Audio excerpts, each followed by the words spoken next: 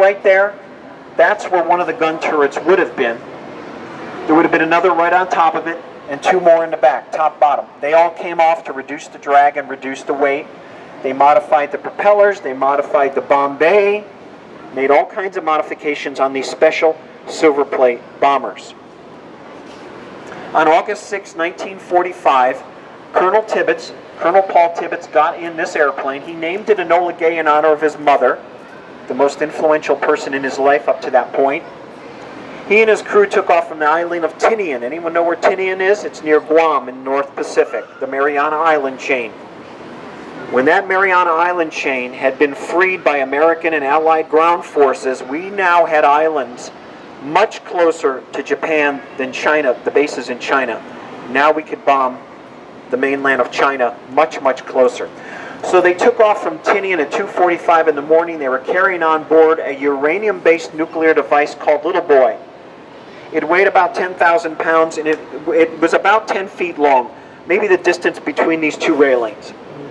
10,000 pound bomb, snugged up inside the bomb area. They flew to the city of Hiroshima. We all know where they dropped the bomb. At an altitude of just under 32,000 feet, they released the bomb.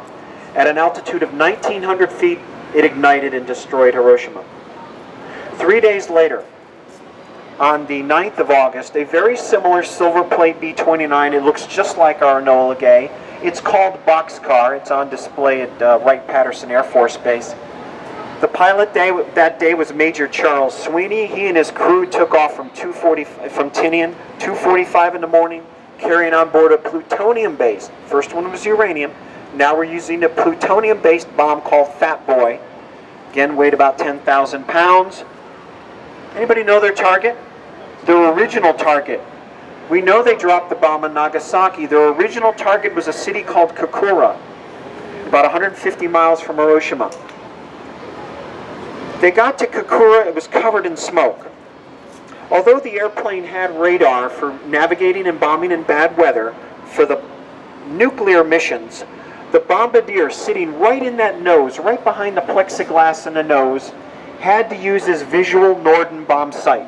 He was told, if you can't see the target in the crosshairs of your bomb sight, you cannot release the bomb. He could see it in radar, but he could not see it visually. They made 3 passes over Kokura. Sweeney gave up and went to Nagasaki and released the bomb. Sweeney had used up so much fuel over Kokura, he did not have enough fuel to make it all the way back to Tinian, 1,500 more miles.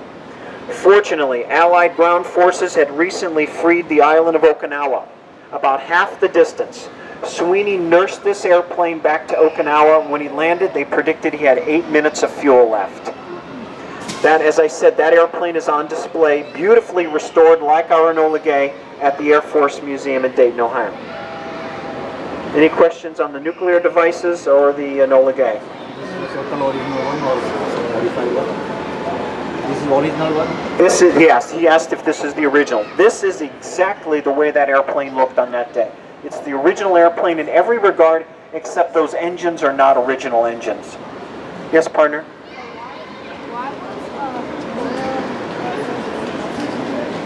He asked me why Kokura was covered in smoke. We think that B-29s, regular B-29s, had bombed Kokura the day before, and it was still aflame. It's a very good question, young man. What was Nagasaki was the intended target by anywhere? The Air Force, the military, had come up with a target of 6 Japanese cities: Hiroshima, Kokura, Nagasaki, and then a couple of more I don't recall. So it was only based on the order they were given. Tibbets was to go to Hiroshima, Sweeney was to go to Kokura. Okay, we're going to spend a few minutes on commercial aviation, stop talking about war for a little bit.